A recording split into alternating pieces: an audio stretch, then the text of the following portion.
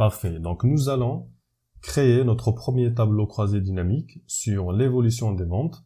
En allant donc récupérer toutes les informations de notre tableau des données, ici, et en récapitulant le chiffre d'affaires qui a été réalisé sur l'année 2018, 2019 et 2020. Donc, pour avoir une vision globale de ce que je veux faire, il serait intéressant de schématiser rapidement le tableau que je souhaite obtenir à la fin. Donc, nous allons rapidement schématiser notre tableau. Ce que je souhaite obtenir dans ma première colonne, c'est d'abord l'année. Donc, j'aurai 2018, 2019 et 2020. Et à côté, ce que je souhaite avoir, c'est le chiffre d'affaires réalisé sur l'année 2018, 2019 et 2020. Donc, prenons des exemples rapides. 36 000, 40 000 et 45 000. Parfait. Donc, au final, je souhaite obtenir ce résultat, c'est-à-dire sur l'année 2018, je souhaite obtenir donc le chiffre d'affaires. Et ici, le TCD va faire son travail, c'est-à-dire qu'il va calculer l'ensemble des ventes qui ont été réalisées sur l'année 2018, 2019 et 2020. Alors, pour générer mon tableau, de quel champ j'aurai besoin? Alors, j'aurai besoin de la date, bien sûr, et j'aurai besoin de la colonne chiffre d'affaires du tableau des données. Parfait. Donc, on va supprimer. Donc, nous avons le schéma en tête. Nous allons supprimer ce tableau. Nous allons revenir au tableau croisé dynamique. Donc, de quoi ai-je besoin? Comme on le disait, nous avons besoin de la date.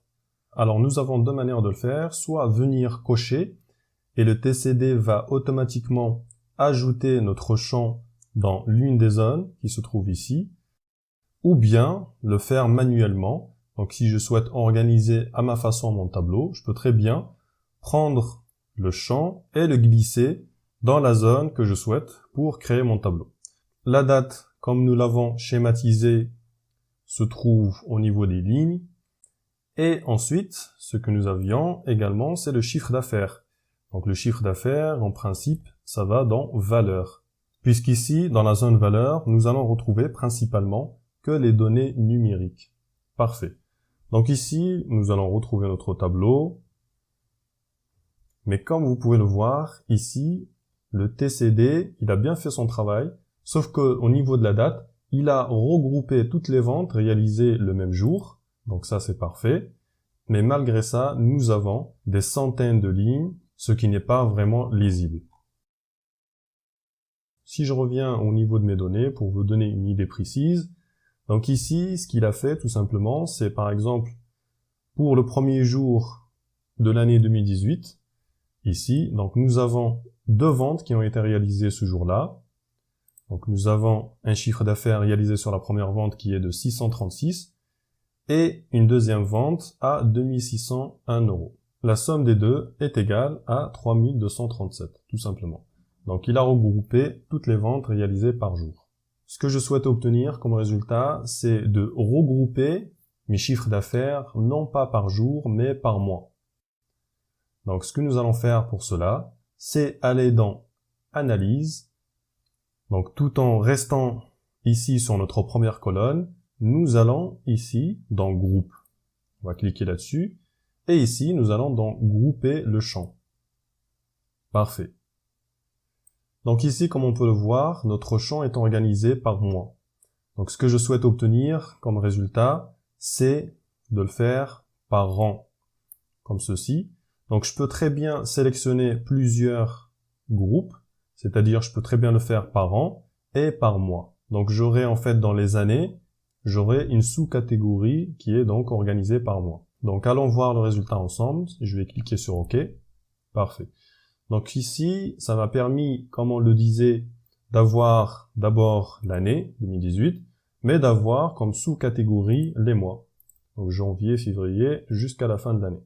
Et donc de cette manière, j'aurai le chiffre d'affaires réalisé sur chaque mois de l'année 2018, mais aussi de l'année 2019 et de l'année 2020.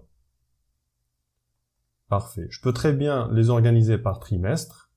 Donc je peux aller dans Grouper, là encore, Grouper le champ.